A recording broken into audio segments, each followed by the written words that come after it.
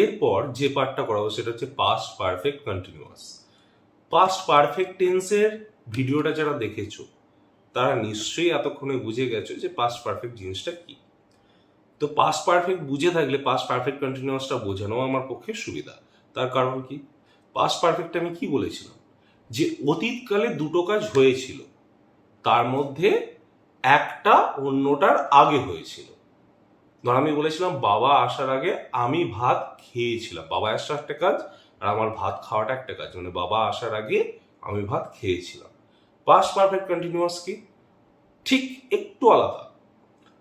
একটা কাজের আগে অন্যটা হচ্ছিল, ওতে কি একটার আগে অন্যটা হয়েছিল, আর এতে হচ্ছে একটার আগে অন্যটা হচ্ছিল।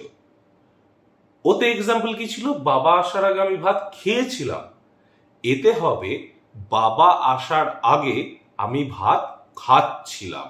ওতে যদি ভাত খেয়েছিলাম হয়, এতে হবে ভাত খাচ্ছিলাম।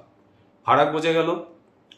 বাক্য তৈরির সিস্টেম কি, প্রথমে সাবজেক্ট লিখতে হবে, হ্যাড লিখতে হবে, এরপর বিন, BEEN, বিন দেখে নাও এখানে, তারপর ভার্বের সঙ্গে আইএনজি, ভার্বের ফার্স্ট ফর্মের সঙ্গে আইএনজি, তারপরে অবজেক্ট। এরপর পাস্ট পারফেক্টের মতো বিফোর না হলে আফটার লিখে যে কাজটা পরে হয়েছিল সেইটার জন্য সাবজেক্ট প্লাস ভিটুটা আমরা লিখব। বোঝা গেল? তারপর যদি অবজেক্ট থাকে, তাহলে বাবা আসার আগে আমি ভাত খাচ্ছিলাম কি দাঁড়াবে, যে কাজটা আগে হচ্ছিল সেইটার এই subject, had, been, VI object এইটাই লিখবো, আর যেটা পরে হয়েছিল সেটা ওই সাবজেক্ট ভিটুতে লিখবো, বিফোর বা আফটারের পর যেটা ছিল আর কি। তাহলে কি দাঁড়াবে, বাবা আসার আগে আমি ভাত খাচ্ছিলাম।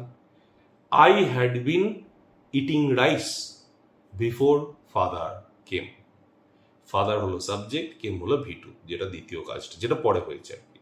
আর প্রথমটা I had been eating rice, তার কারণ খাওয়া কাজটা আগে হচ্ছিল।